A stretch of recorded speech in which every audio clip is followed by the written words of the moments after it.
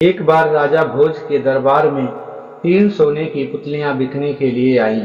पुतलियां बनाने वाले ने राजा भोज से प्रार्थना की, राजन, सुना है आपके दरबार में बड़े गुणवान और विद्वान दरबारी हैं। आप कृपया उनसे मेरी पुतलियों का मूल्यांकन करवा दीजिए। वैसे मैं बता दूं कि मैं अनेक देशों में घूमने के पश्चात आपके दरबार में पहुंचा हूं। आपकी सूचना के लिए नम्र निवेदन है कि अभी तक कोई भी इन पुतलियों का सही मूल्य नहीं आंक सका है। आपके दरबार में बड़े बड़े बुद्धिमान और गुणवान विद्वान रहते हैं, यह जान करके मैं आपके दरबार में हाजिर हुआ हूँ। इतना सुनते ही दरबार में बैठा एक जौहरी बोल उठा, लाइए, हम इन पुतलियों की कीमत लगाए देते हैं। पुतली वाले ने तुरंत पुतलियां उन जौहरी के हाथ पर रख दी। जौहरी ने उन पुतलियों को बड़े गौर से देखने के पश्चात सोने की कसौटी पर घिसा। तीनों पुतलियों को सोना एक ही कोटि का मिला। फिर उसने उन तीनों पुतलियों को तोला तो तीनों पुतलियों का वजन भी बराबर निकला। जौहरी ने बड़े अभिमान भरे स्वर में कहा, इन तीनों की कीमत एक जैसी है, ना किसी की कम ना किसी की ज़्यादा। यह सुनते ही पुतली वाला हंस पड़ा। राजा भोज तुरंत भांप गए कि इन पुतलियों में कोई भेद की बात है जो यह जौहरी नहीं समझ पाया है। इन पुतलियों की कीमत वजन या इसमें लगे सोने के घटिया या बढ़िया होने पर निर्भर होती तो यह कारीगर देश देशांतरों में घूमने के पश्चात इन्हें यहाँ ना लाता। खैर, इस दौरान एक पंडित जी बोल उठे, राजन, सोने में अंतर नहीं है तो बनावट और आकार में अवश्य अंतर होगा। इन्हें बड़े गौर से देखा जाए। परिणामतः सभी दरबारियों ने उसे बड़ी बारीकी से देखना शुरू किया।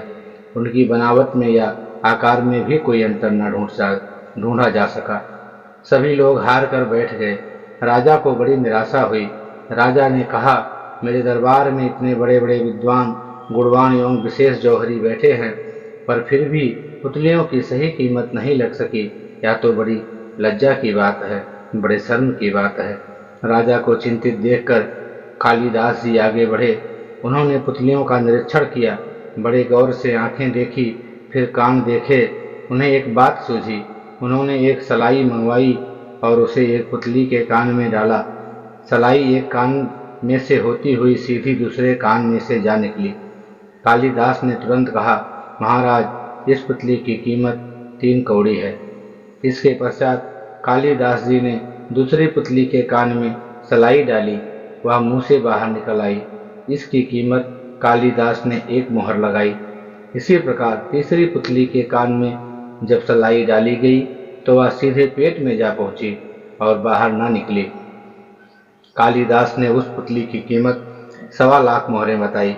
कालिदास की इस मूल्यांकन को सुनकर सब नाच उठे। राजा ने चकित भाव से पूछा, कालिदास जी, आपने किस आधार पर लगाई है? कालिदास ने बड़ी नम्रता से उत्तर दिया, महाराज, जिस पुतली की कीमत 3 कौड़ी लगाई है उसकी हालत उस मनुष्य जैसी है जो कल्याण की बात को एक कान से सुनता है और दूसरे कान से निकाल देता है। ऐसे लोग 3 कौड़ी तो क्या 1 कौड़ी के भी नहीं होते। जिस पुतली की कीमत 1 मोहर लगाई है उसकी हालत उस मनुष्य जैसी है जो ज्ञान की और भक्ति की अच्छी अच्छी बातें बड़े गौर से सुनता है और उन्हें दूसरों को भी बड़े चाव से सुनाता है, परंतु आचरण में एक बात भी नहीं लाता। उसकी कीमत 1 मोहर से अधिक नहीं आंकी जा सकती। सलाई जिस पुतली के कान में से होकर सीधी पेट में जा पहुंची थी, उस पुतली की हालत उस मनुष्य जैसी है जो ज्ञान भक्ति की बातों को सुनने के पश्चात उन्हें जीवन में ढाल लेता है, उन्हें अपने कर्मों में ढाल करके उसका आनंद लेता है। ऐसे बेमिसाल लोगों की कीमत 1.25 लाख मोहरों से भी कहीं ज़्यादा है। इस भेद को जानकर हर किसी ने कालिदास की सूझबूझ की मुक्त कंठ से प्रशंसा की।